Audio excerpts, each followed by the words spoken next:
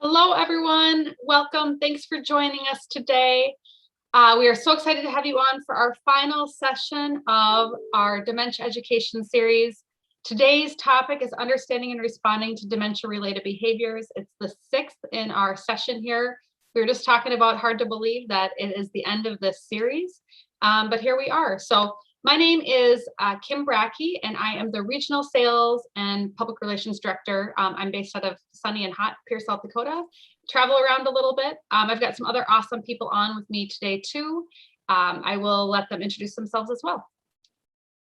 Hello, everyone. My name is Jenna Pogarels, and I am the Senior Program Manager for the Alzheimer's Association in the Minnesota, North Dakota chapter, and I office out of our Duluth, Minnesota office. And I'm, excuse me, Kendra Binger, and I'm a program manager working out of our Fargo office for the Alzheimer's Association, and I cover parts of Eastern North Dakota and parts of Western Minnesota.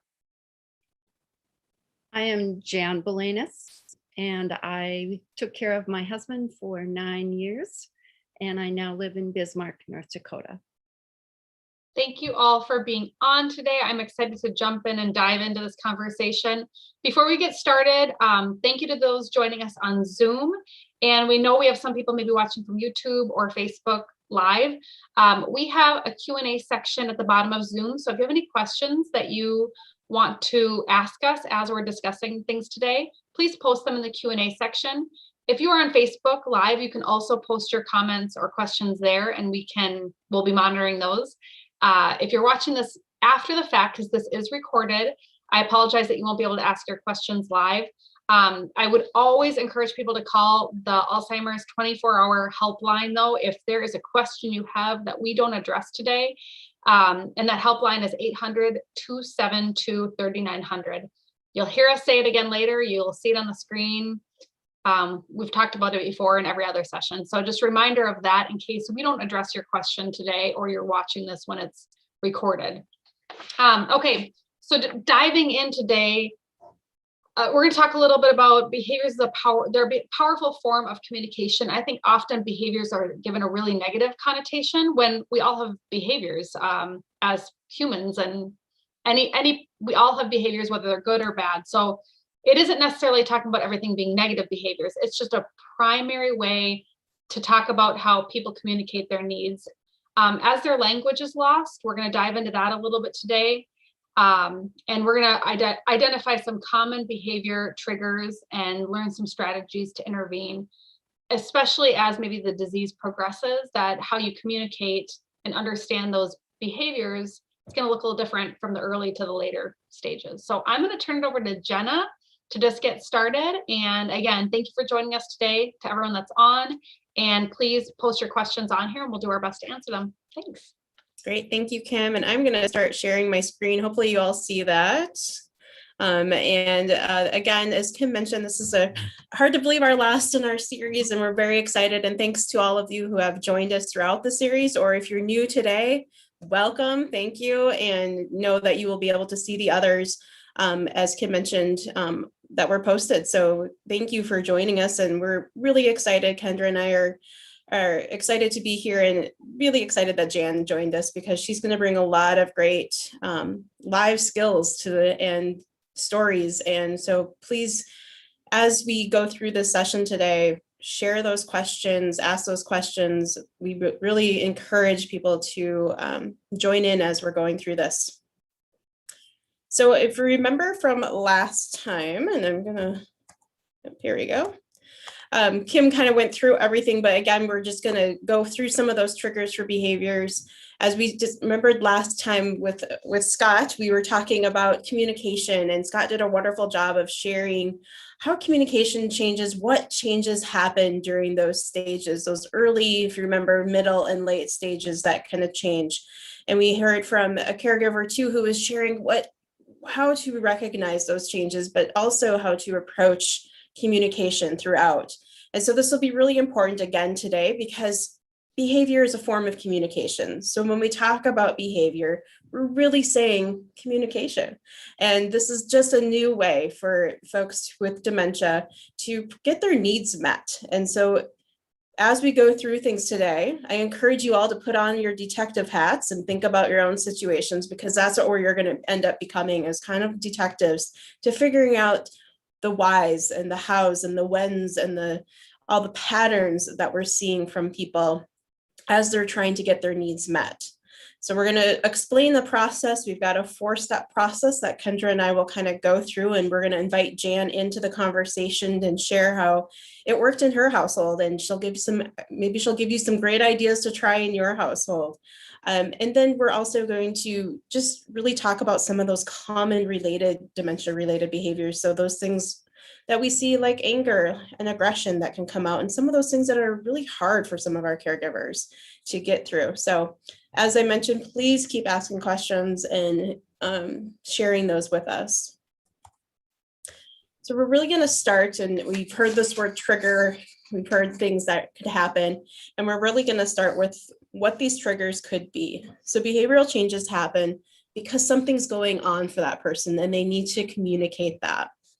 So it could be that that person is in pain, discomfort. As we age, we get a little more creaks in our bones. We might get a little more sores in our back. Our knees might creak a little. I know when I get up in the morning, I got to do a little stretching first to get going. So we might just see some more pain or discomforts for someone. And again, with the changes that we discussed last time in communication, the verbal communication piece might decrease a little bit, and we look towards more other ways to communicate this. This could be through a grimace in our face, or just a moan doing, it could be our body language. We tense up if we're in pain, or we might, if someone is trying to help us get dressed, we might give them a little swat because it hurt when they touched our shoulder. So these are things to think about as we move forward. And Kendra, I welcome you to jump in here as I'm going through to add in pieces along the way. Yeah, I think the one thing with pain and discomfort, I mean, when we're working with either family caregivers or we're working with professional caregivers, that is the first thing we will ask if there is a challenging behavior. Do you think this person has pain that they can't accurately identify? Thinking about, if I have a headache, I have the cognitive problem solving to go find some ibuprofen, take that ibuprofen, with the end result, my pain is going away. Somebody living with dementia may not have that ability to identify what's going on and to figure out, what do I need to do to make myself feel better? Again, like Jenna talked about, that's where your kind of detective skills have to come in, and reading that body language. If they're holding their head, or you can tell that person's just something's off today, immediately we need to identify, is there pain? Do we know that this person has arthritis? Is that being managed well? Do we know that they have a history of migraines? Or, what can we identify? Because typically a lot of these challenging behaviors are because of pain or discomfort. Discomfort may mean I have a kink in my sock and it's bothering me, but I don't know how to fix it. So it could be something pretty simple that causes kind of this big reaction. Yeah, I would even think about, I recently working with a family who noticed that their loved one stopped eating as much during meals and was eating only kind of soft liquidy food. And they were still in, what they thought would be kind of the middle stages, and weren't really able to share anything. And as they took a closer look, they realized that they actually had a sore inside their mouth that they just weren't able to share, verbally that that was going on, but that it was really painful to eat with that sore in their mouth. And so they were able to get them to the doctor, get that taken care of, and notice that as they got that taken care of, that changed this behavior of eating, and they were eating more often and eating well and eating the foods that they were normally used to eating again. So again, that pain and discomfort can be a huge trigger for someone who's experiencing that. And I wonder, Jan, if you had any experience in your caregiving experience dealing with that. Well, because Bob was early onset, he was in good physical shape, but I did notice he started limping. So I am a physical therapist, so I figured out it was the knee, and we were able to do some exercises, which, by the way, was not easy to teach him to do the exercises that he needed to do. But within a couple days, we took care of whatever was bugging him, and he stopped limping again. But that was during a time when he wasn't verbal. So unless I noticed that limp, he wouldn't have said anything. Mm-hmm. Yeah, so when we're thinking about kind of the steps that we're looking at, there's other triggers that can come. So we always talk about thinking about pain and some of those physical needs first, but we also want to look at the environment and the overstimulation. What's going on in the environment during that time?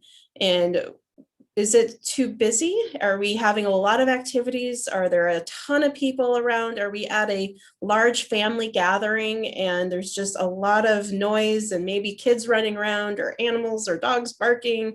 What does that environment look like? On the other spectrum though, too, are people just bored?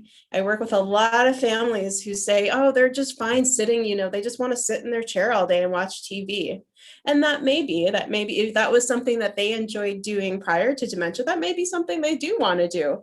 But it could be also that they don't have that, they've lost that initiative or that motivation to start doing something. And so it could be that there's some boredom going on. Or if we start to see that they're, trying to clean things or move things around, it could be that they're looking for something to do. And maybe that's where we need to help with that directed activity. So thinking about what the environment looks like, not only physically what the environment looks like, but what kind of activities are going on in there. Anything you want to add to that, Kendra? Yeah, I think before I came to this job many years ago, I worked in long-term care. And I think there was a lot that I didn't know that would have helped me related to this specific topic.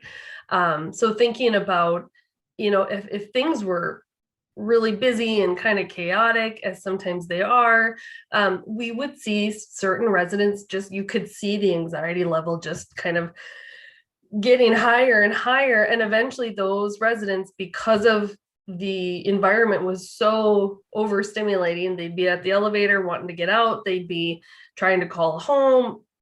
So it kind of set off this chain reaction. And if we kind of dial back and look at, we know exactly why they were reacting that way. Oftentimes around the holidays, as Jenna mentioned, we get a lot of calls from families that are like, well, Christmas is coming up. Mom's always come to my house for Christmas, but we know that there's going to be, 27 people, 17 kids, 2 dogs, 1 cat, the typical family gathering. Should we bring mom, or, we feel guilty if we don't. And so I kind of walk families through, tell me how mom does when you take her, to a doctor's appointment, or do you go out for coffee? Judging how she can still manage environments outside of what's comfortable to her.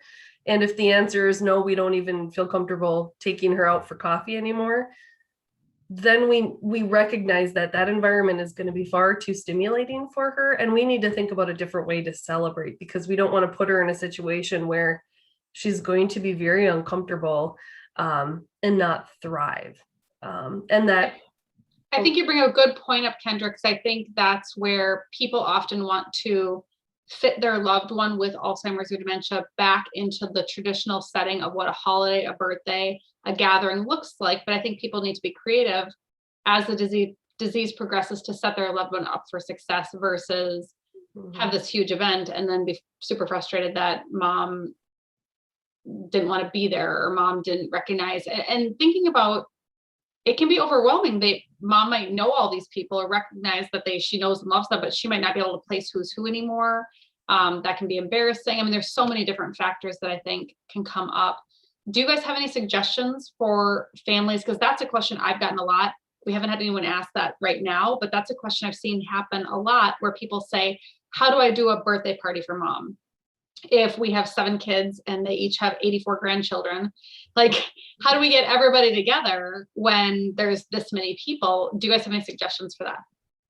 What we did, our house was set up so there was a sunroom, which had Bob's chair, and then the dining room, and then the play area in the basement. So if we did have a large group of people, he may choose not to come to the table to eat. Think about it. He probably didn't know most of them anymore. Sometimes I think he thought I just had my family over in his house, kind of thing. So I had best $50 I ever bought was a little table, how the bottom goes underneath the chair, and he would eat there, maybe with one other person in the sunroom, but not around the big table. I encourage families to make sure that psychologist that does that test to see where their cognition is or to see what their memory is, to really have them explain where it's at. For me, I had that knowledge because of my job. And when Bob first was tested, which I'm sure I caught him earlier than a lot of people did, his processing speed was extremely slow and the memory was poor, the short-term memory. So when you're in a situation where people are talking fast and maybe 2 conversations going on, that gets overwhelming very, very fast. Okay. It progresses. In the evenings, initially, he enjoyed watching his favorite shows that he'd maybe seen 2 or 3 times because he didn't have to process a whole lot. He already knew them. So we watched a lot of MASH. Everybody knows that show. And then it got so that even that amount of language he couldn't handle. So then we went to familiar music. He loved to listen to John Denver, Anne Murray.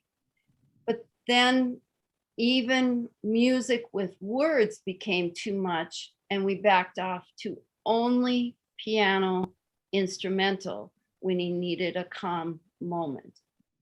So again, it progresses down as far as how much language they can understand and cope with. Jan, do you mind sharing, and maybe you don't know this exactly, do you mind sharing the progression of that? How long was it from the MASH to the piano music? I'm just curious to see, just I think some people sometimes aren't, and I know every person's different, every situation is unique. So your situation is your situation. It is not going to be everybody else's. But I am curious how long. Well, from diagnosis to his death was 9 years. Okay. I would say the last 3 years we were on music. Maybe the last 1.5 years for sure was just piano. Now that he's gone, I have Netflix and I'm watching movies like, wow, this was 2012. How come I don't know this? Mm-hmm. It also limited then what I took in through that time as well. Sure. I also saw it in the written. Early on, he used to read the newspapers cover to cover. That really went quickly. And again, I think it was that short-term memory. He couldn't hold it in. Probably the 4th year in, so 5 years before he passed away, for about 6 months, he could read a full page of maybe 6 or 8 things to do on it when I was at work. And then he'd check them off. And then I could tell that was overwhelming. So I went to little yellow stickies, maybe 3 on the counter with space between. And he would do that one thing, pull it off, throw it in the garbage, and then go to the next one. And then I noticed we got to the point where he wasn't reading. He couldn't read and comprehend anymore. So then, and that was more those last 2.5 years. Well, I guess I had help in the home for about 3 years that we needed somebody to be there all the time for those cues of what to do. Thanks Jan, I for love sharing that. all of that. I think that's just helpful because some people might say, oh, my husband loves MASH. Why is he not wanting to watch MASH anymore? And like you just said, Jan, it's not that it was just too much to process. Yeah. So that's good for people to know that it's great to go to those standbys, but if those start to get to be too much, maybe thinking about what would be simpler and less overwhelming, less stimulating. Right. I think it's a wonderful example of how to manipulate and modify activities, which is something we talk a lot about is, you still want to do those activities that people enjoy and you still want to, bring and incorporate those, but you just want to modify it to their level that they're able, that's not overstimulating for them. And so, because that can trigger something that would be a reaction that they may be a negative reaction to something. So thank you, Jan, because that's wonderful tips to throw out there in terms of that, in terms of, especially the stimulation piece and I loved how at the holidays that you were noticing that the eating at the large dinner table was overwhelming and brought it down. Something that I've worked with families on too, and Kendra, you can add to this, is I encourage them to have if they're able to have a room in their house that is kind of the quiet room.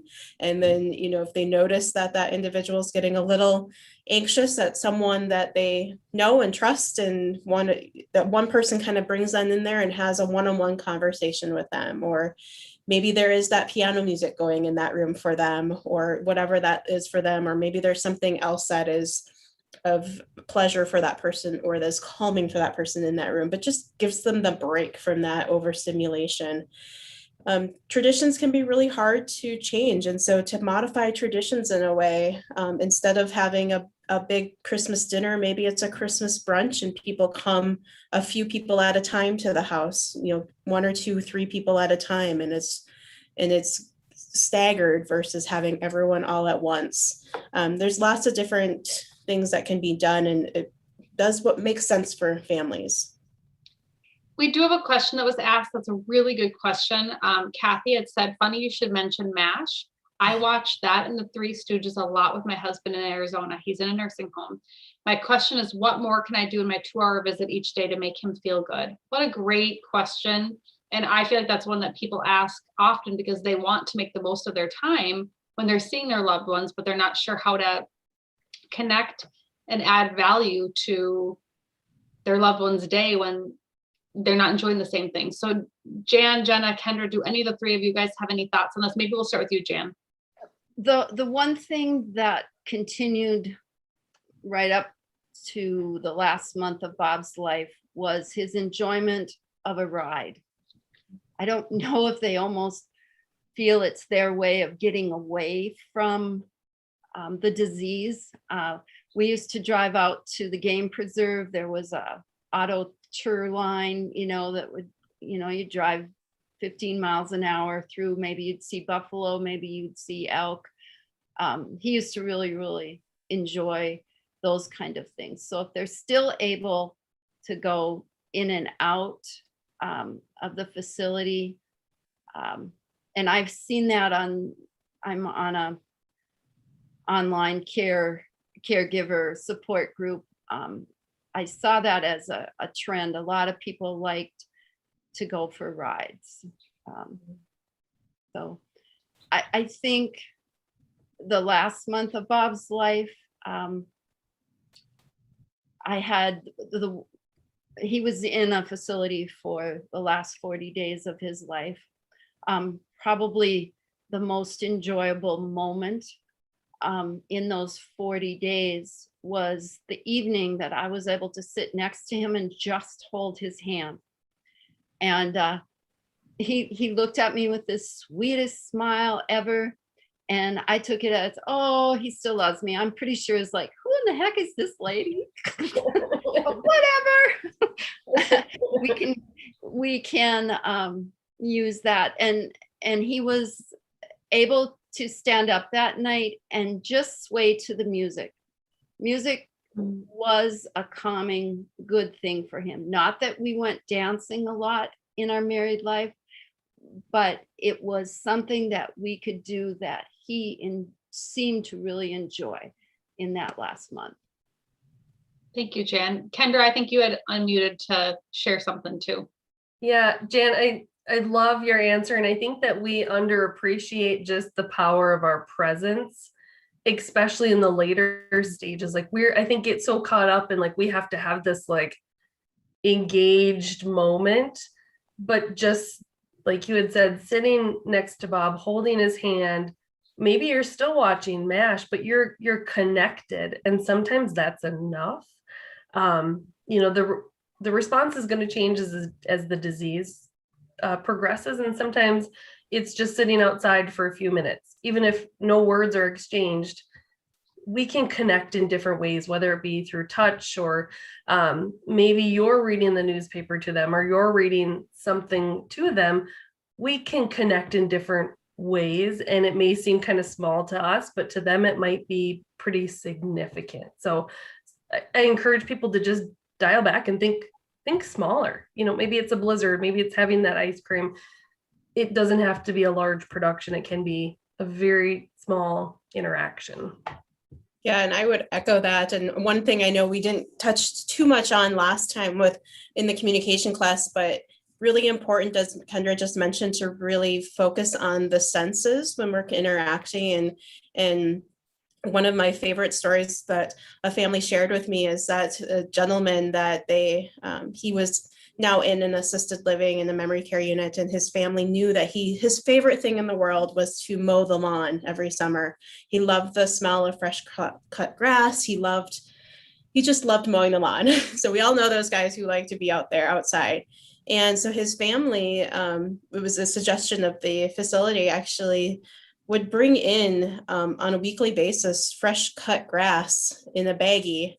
And so they would just give it to him and he would just sit and smell that.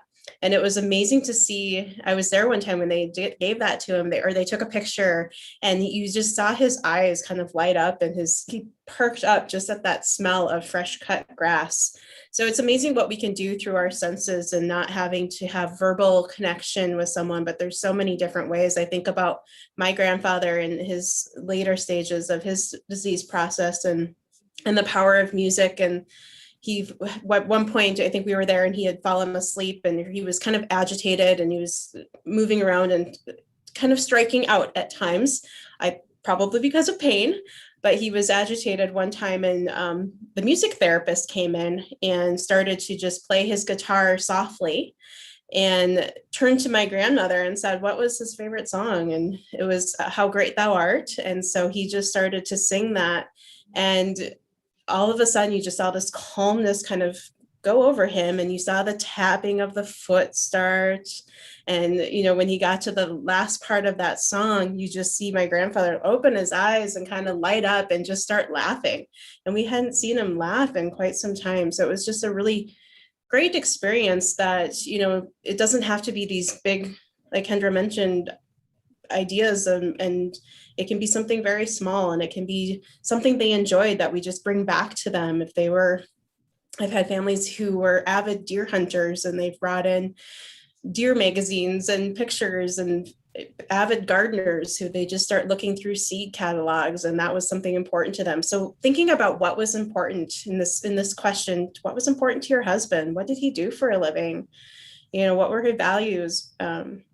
My grandfather loved when we read scripture to him from the Bible. And so, what was important to them, because it's still important to them and they don't lose that sense of value. And that can be something that can be shared in any stage through the senses. So yeah, it That's doesn't great, have to Jenna. be large. Those are great. The one thing I guess I would add also is with what was important to them. I always think about those stories too. Some families will say, well, mom, dad, whoever repeats the same story often, but I think that story is repeated because it's an important story. So making sure you listen to that story. And I have shared this story before, but we had a resident at our memory care who I was with her earlier on in her disease when it was raining. And she said, you know, this reminds me of the song, I Get the Blues When It Rains. And she hummed it and sang it a little bit. I'm not going to do that for you today, but she said that to me on a car ride because we were driving down to Murdo, South Dakota. And she said that no less than 10 times on the way there and 10 times on the way back. So later on in her disease, when her verbal skills were gone, it was a rainy day and I happened to go down to the memory care and I saw her sitting there looking out the window. And I said that to her. I said, you know what this weather reminds me of? The song, I Get the Blues When It Rains. And she lit up. And I think I did sing it for her, the little bit I knew. But I could tell that it was something that she had repeated over and over. And once she lost her verbal skills, she was clearly thinking it, recognizing it. But when I was able to say it back to her, so I guess that's something I would say to people too. Please, those stories that are on repeat, remember them, because there's something important about that you can always give back to your loved one when their verbal skills are gone. If you've already gotten to that point, I would still just think back to looking through pictures, FaceTiming with family members. FaceTime can get a little overwhelming, but it's at least something that you can do quickly and you don't have to do it for long, but it's something, like Kendra said, keep it simple and maybe dial it back and even just be together. So hopefully that gives some ideas, Kathy. Really good question. But I think we had hopefully some good offerings there. I'm going to turn it back to you, Jenna or Kendra. I'm not sure, Jenna. I can take it. Yeah. But I think that, yeah, those are really great examples of the overstimulation and boredom and things that you can do to navigate that. Another trigger that I think is important to note, they're all important to note, but and Kim just kind of addressed it, was the anxiety that people can get and that repetition. Sometimes people do use repetition because they have some anxiety or they're feeling uncomfortable.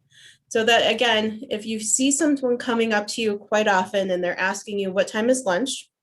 What time is lunch? And, 2 minutes later, they come up and say, what time is lunch? It could be that there's something in their routine that is missing or feeling uncomfortable. Maybe they always go to the restroom before lunch. And so that's their way of telling you, hey, I got to go to the bathroom. So maybe that's a trigger for them. It could be a lot of different things, but there could be some anxiety moving around. And so certainly folks with dementia, we know, have an increased anxiousness about them at times. And so what are some ways that we can think about helping to calm or soothe those anxious moments for them and not create anxious moments? If we know what is kind of a trigger for them is a lot of different, is a routine off by some chance, that's going to cause a little bit of change and maybe some discomfort for them and frustration in that sense too. I think the hardest thing for me as an early in the process caregiver was to not show that frustration in my face on that 10th time he said something or asked something. I think it's so important that we remember that it's not them that can change. It's got to be us. We have to figure out how to respond. Even when they can't understand words, I do believe they see facial feelings, and it's important that we, turn that frustration off our face. Once I was able to master that, Bob showed less frustration, because early on they kind of know a little bit more. Oh, I must have said that before. They get angry with themselves a little bit. Mm-hmm.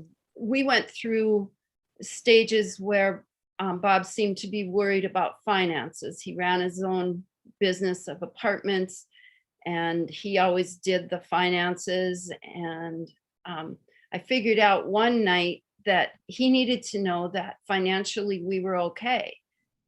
And I just sat him down and we went through the computer, bank statements or whatever. And then all of a sudden he was calm. He had been pacing that night. But then maybe just a few months later, when I was trying to talk through some financial things, that was making him anxious. And I realized, okay, no more sharing finances. Okay.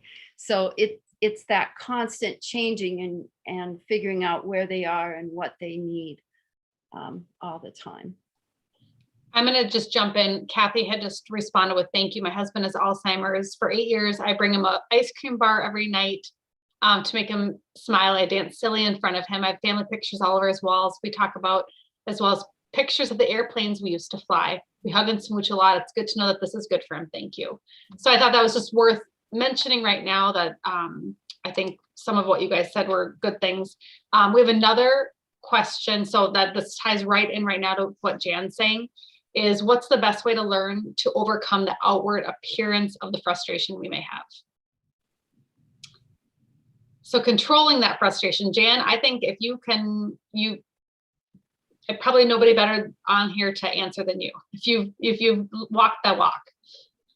I think you have to go back to one day at a time and deal with your anger about dealing with the dementia. I literally had to stop going to some of the Alzheimer's support groups because these little old ladies would come and they're so full of anger that they weren't ready to change, and I could tell them, well, but they just weren't ready because they were still so angry about the situation that they're in. So coming to terms with it yourself will help you get through that. I'm not going to lie. I had to change hats a lot. Sometimes I was the wife. Sometimes I was the caregiver. Sometimes I was the business manager.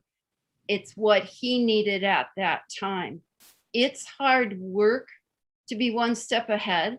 I think of it as parenting a 2-year-old. You never win an argument with a 2-year-old. And sometimes you have to distract to get rid of the bad behavior or whatever's going on. Stand in front of the mirror if you have to, and remember what that happy face feels like. Because after a couple years of dealing with that disease, you might forget what the happy face looks like. Thank you for that, Jan. Jenna, do you have something that you want to add to that one? I was just going to add to it that I think that Jan hit it spot on in terms of it just takes a lot of, not that you're ever accepting of it, but that you're adapting to the situation and able to kind of take those feelings that you're feeling of anger towards maybe that individual and putting it at the disease, and knowing that it's not that individual who's trying to anger you or frustrate you. It's that disease process taking it over, and and to remember to be kind to yourself. Nobody's a perfect caregiver, and you're a perfect caregiver in their mind though. And so to just be kind to yourself and reach out for help when you need that. And if someone offers to help, say yes. It's okay to say yes. And I think that's a big struggle for some individuals who want to take this on and feel like they might be a burden, and do know that everyone wants to help. There's always this kind of person, whenever we bring other family members or other friends into care consultation with us, they're always like, yes, I want to help. You just tell me what, and so never turn it away, always say yes. And there's people there that are willing to help, and it does take a village to care for someone. And just know that you are doing the best that you can with what you've got, and that we are here to support, and that there's many out there that are there to support. I think just to tag on to that, Jenna, I also think it's really important that it's okay to not be okay with being a caregiver. Yep. I think a lot of times there's assumption, it's like, well, I'm this husband, I'm the wife, I'm supposed to now just step into this role, or the adult children. We're not all equipped naturally with the skills you need to be a caregiver. We may learn it along the way, but it is okay to recognize I don't feel comfortable doing this part of the caregiving, or I don't feel comfortable doing this. It's okay to not be all in. Like Jenna said, there are professionals and people and maybe other family and friends who are willing to help. So reach out and find people to help, because it doesn't have to be just you and the person living with dementia. There are people willing to help, and it's okay to not want to do all of the caregiving. And it's okay to say that out loud, because not all of us go to school to be caregivers before we're thrown into that role. So it's okay to not be okay with parts of that role. It's an excellent point, Kendra. And even if people are caregivers and want to do as much as they can, doing it 24 hours a day on Groundhog Day repeat every day is not humanly possible. I think, Jan, you're shaking your head at that too, that's something you recognize, that's why I think help is needed. Marty Schreiber, I know we've mentioned his book before. He's talked about My Two Lanes, his wife before the disease, his wife with the disease. You can't fit them in the same mold, but he talks a lot about taking care of yourself, because you cannot be a good caregiver if you don't accept help. And he often was saying no to people because he just didn't want to burden them, when he finally learned to say yes to them and accept their assistance. So yeah, when you get to that point, it's just kind of like, yep, I'm ready for that assistance. And it does change your caregiving life. And Jan pointed out, she put on different hats. She had her wife hat, she had her caregiver hat. And what we would hope is that you feel more like a wife than a caregiver most of the time. And I think the opposite is often true. And so how can we get to that point where you feel like you have your relationship? Absolutely. We have one more question that Susan has asked that I think that we'll turn it back over the presentation, but I think this is kind of tying right into this. Susan asks, she says, my dad's pain and frustration can sometimes quickly turn into anger. How can I respond when I know he's not thinking rationally? I don't know, Jan, you're unmuted. If you have any thoughts on that, if that ever happened with you at all, or? Bob went through different phases. We had the runaway phase. So, the 30-second shower that I had to take so that if he did decide to leave, I had time to throw some clothes on and figure out what direction he went. And I don't know if it was because he knew railroad tracks led to somewhere, but he tended to go down the railroad tracks. Well, it's against the law to walk on the railroad tracks, not to mention the train could come. And sometimes it would take a lot. And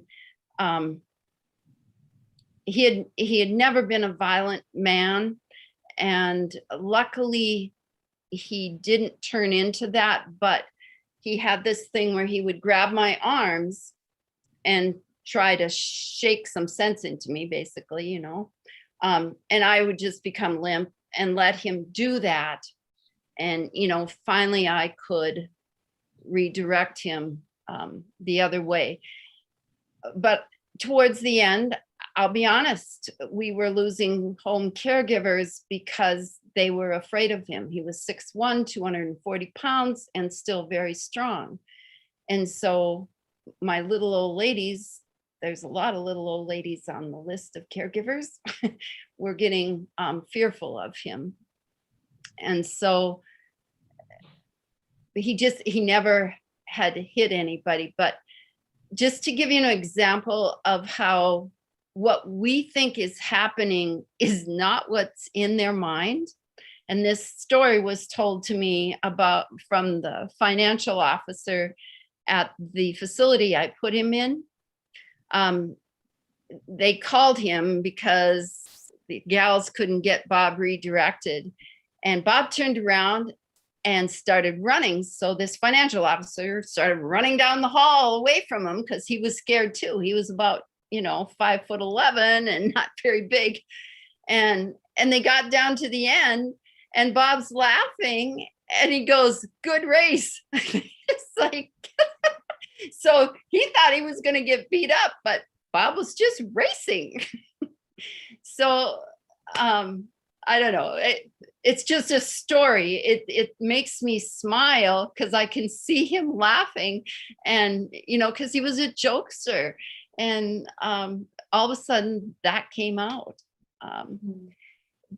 But as far as dealing with anger, one thing that my staff, I encourage them to do, if they came into the room and Bob was very angry, I would tell them either to go in another room, wait 5 minutes, and then go approach whatever differently.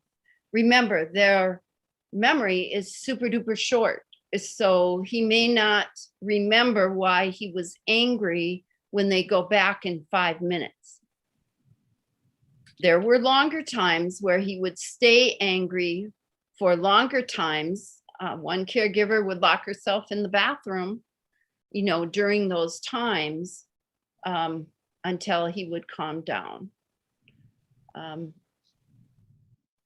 I don't know, redirecting for him in some of those states didn't always work. In retrospect, I do believe a lot of it was fear. Either, why is this stranger in my house? Why am I here? This is not my house.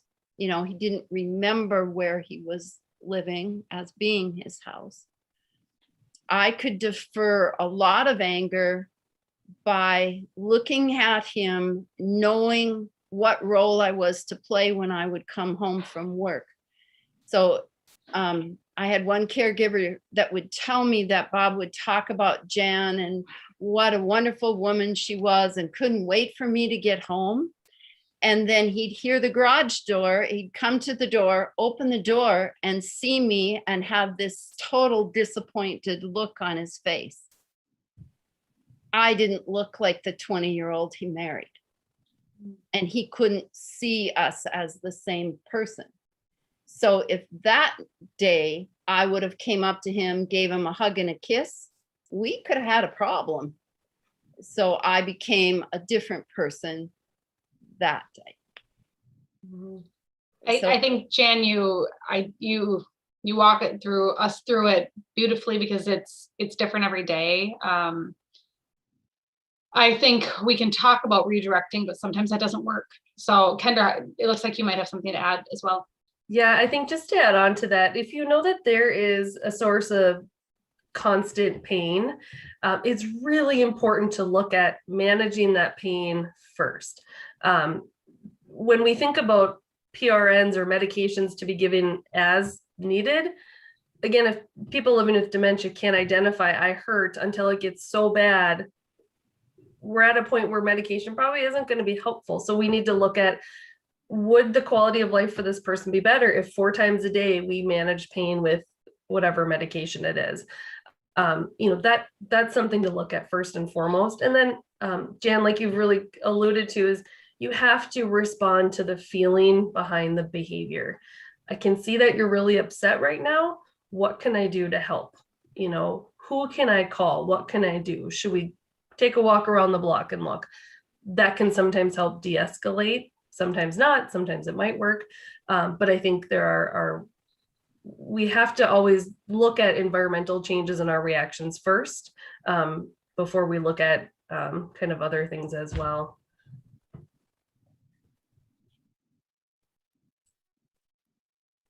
Thank you guys for addressing that. I'll turn it back over to you, Jenna.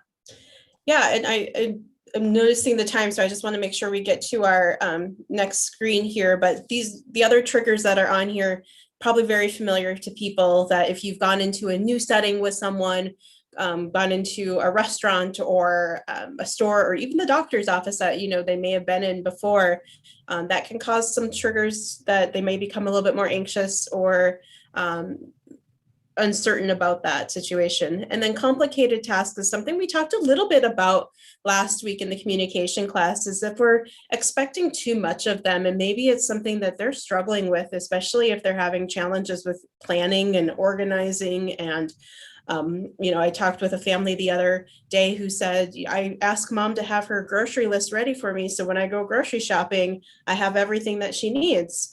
And I said, well, what does that look like? And she said, well, I tell her to have her list ready. Well, if someone were to say to me, have my list ready, I have to think about, what am I cooking for the week? What does it take to put in those meals that I'm cooking for the week? And then I got to find paper and pencil, and that's just an elevated level of organization. So if we break that down, that's a lot of steps to think about. So I had a really good conversation with that adult daughter about that may have been just a bit of a complicated task for mom. And that's why she maybe gotten a little frustrated with you, and which was causing frustration on the adult daughter's end when she would show up and the list wasn't done, of course. So thinking about how we complicated tasks a bit for them. But I wanted to jump into just the next screen real quick, just to, and Kendra, maybe you can take this and just run through the system here, just so folks have it. And then we can open it back up. And Jan, I'd love to hear some of what strategies you used as well.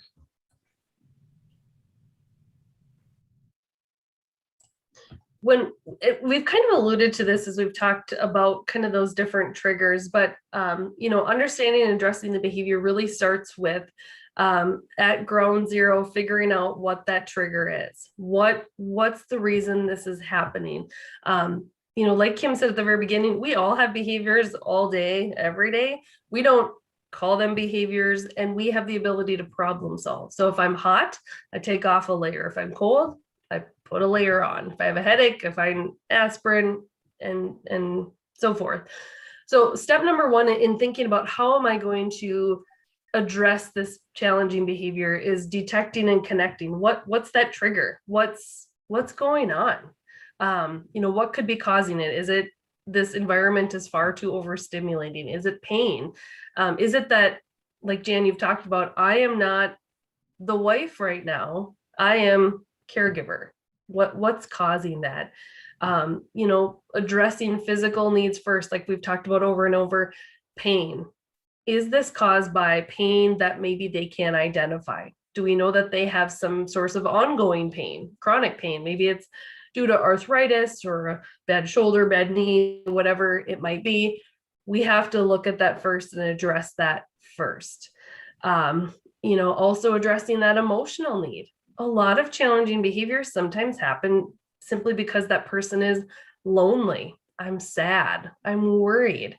I'm not really sure where I'm supposed to go or when I'm supposed to go, which makes me then nervous. It's really important, and sometimes it gets lost in the shuffle, to really look at, why are you crying? We don't maybe need to know why, but we're going to address, how we're going to respond to that. If I see you crying, I'm going to get down with you. We're going to be sad together, and then we're going to redirect. But if it's happening over and over, we need to figure out why is this continually happening? What is that trigger? Reassess and make a plan for next time.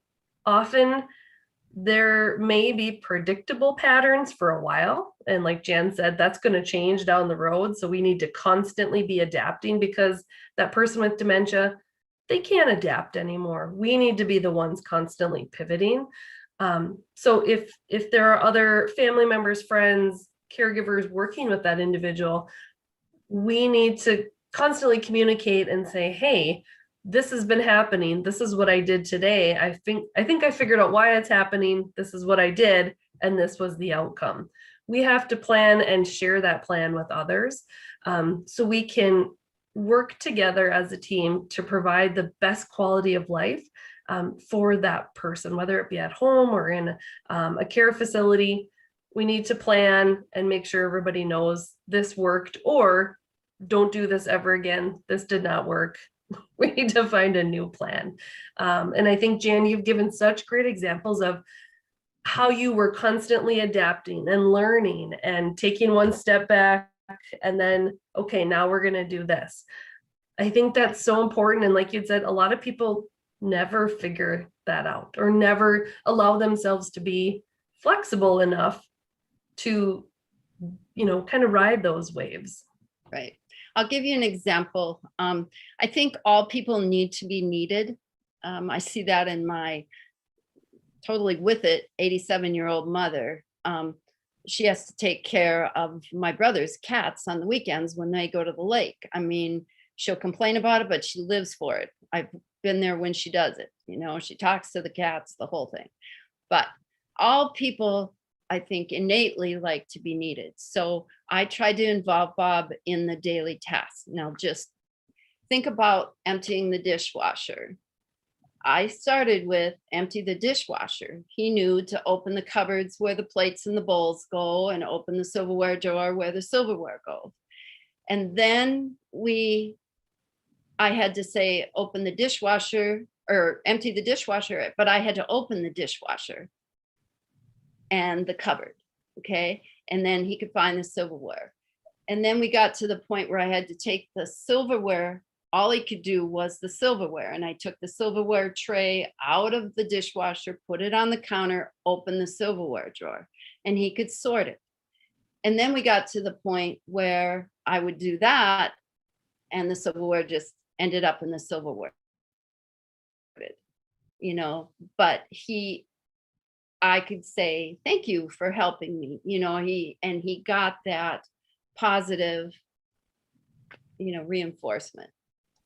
Absolutely. I mean, I think with Edgewood, we often will have in our memory cares residents helping fold, doing little tasks. And it's not that we're not wanting to do our work. It's truly to give a sense of purpose. This is not, none of these people have lived or just lived around having bonbons and being waited on all day. These are hardworking people that we need to give them value to their day still. I think, Jan, that's a very valid point. And modifying, you said it over and over, and I keep saying great job, but modifying that dishwasher, that's a really good example to explain how he was still able to contribute, but you modified what that looked like. So thank you for sharing that. I like that example. I think another important thing is pick your fights. Bob got to the point where he was not willing to change into pajamas. I wasn't comfortable with him going to bed with his big thick belt, tight around his waist in his bulky jeans, laying on that, all those rivets and all whatever. So I changed his wardrobe. So it's, those walking, running pants and a plain t-shirt.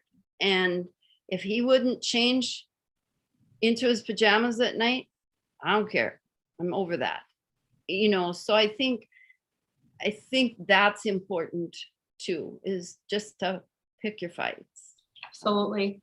We're really, really running out of time. We only have like 3 minutes left. Jenna, do you have any final thoughts, or Kendra, any final thoughts on today? I know we didn't get through everything, but I think we had some really great questions that were asked, and I think it was great that we were able to answer those. Jenna?